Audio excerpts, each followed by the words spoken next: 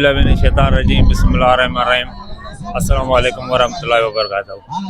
सब का पहिरीं त ही असांजो ई सम्झ त मुंहिंजो बि वाल सम्झो भाउ जो वाल साहब चाया सुल्तान मरूम खोसो उन यादि में पहिरियों चकर ही वरसी लॻाई वई आहे ऐं इंशाअल्लाह आईंदे बि हीअ वरसी लॻाईंदा रहंदासीं।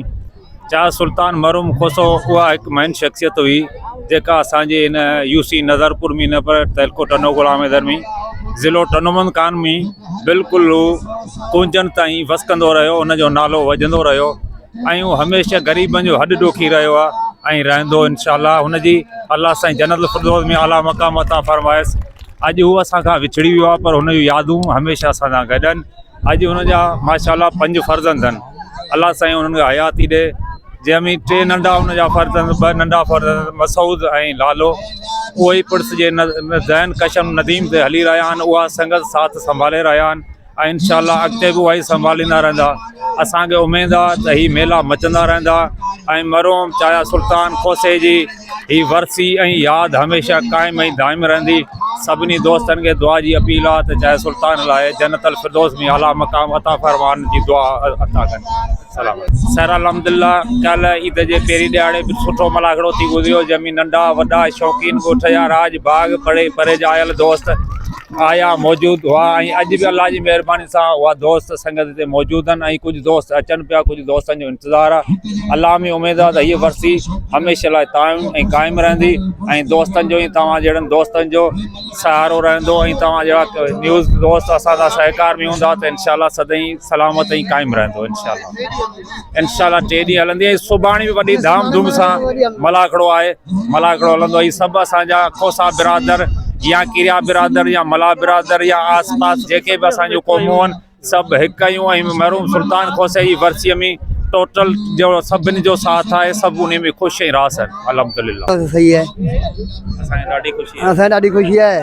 सोटो उन वॾो उन जे करे असां माना मल्हायो आहे। सिंधी सखावत आहे कि मतिलबु ॿिया संगत साथ ई सभु आई आहे।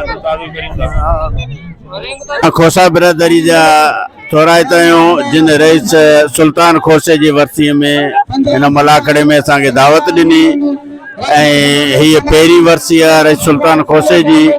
इंशाअल्लाह हीअ वरसी हर साल मल्हाई वेंदी। हेॾा सरदार गुलहसन कीरियो, साईं करीम बख्श चन्नड़, वहीद कीरियो ऐं ॿिया तमामु मोजिदीन हिते मौजूदु आहिनि। असां खोसा बिरादरी जा थोराइता आहियूं जिन असांखे दावत ॾेई हिते घुरायो। महिरबानी साईं। ऐं सभिनी सिंधवासियुनि खे इहो चवंदुसि त ही मरहूम सुल्तान खोसे जी वरसी जो पहिरियों मलाखड़ो आहे।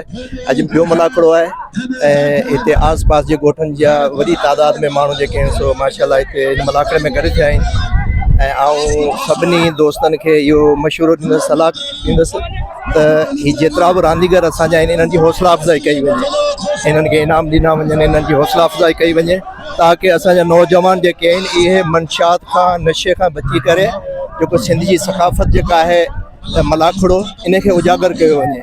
इन्हनि खे जेको सो सभिनी दोस्तनि खे चवंदुसि त जेतिरा बि रांदीगर हिते असां वटि आयल आहिनि सभिनी जी हौसला अफ़ज़ाई कई वञे ऐं इन्हनि खे इनाम ॾिना वञे। बिस्मिल्लाहिर्रहमानिर्रहीम। मुंहिंजो नज़ीर अली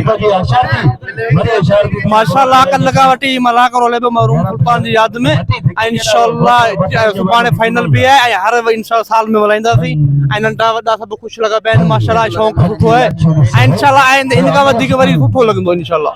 ऐं गुलाम हुसैन पठान खे बि घुराईंदासीं, रैब समन खे बि घुराईंदासीं ऐं ॿिया जेके बि वॾा वॾा आहिनि सिंध जा शौक़ीन सभिनी खे घुराईंदासीं इंशाअल्लाह।